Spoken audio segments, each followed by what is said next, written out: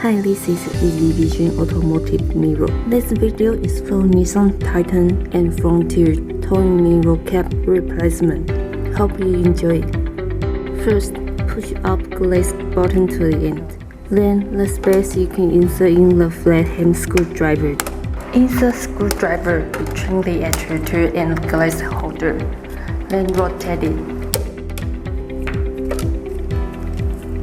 Disconnect the plug.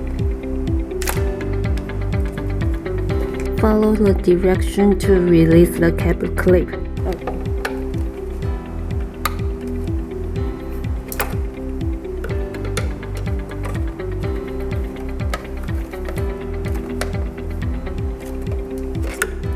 Then use plastic tool to remove the mirror cap.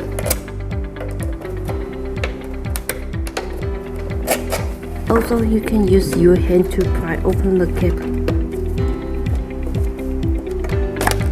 That's it.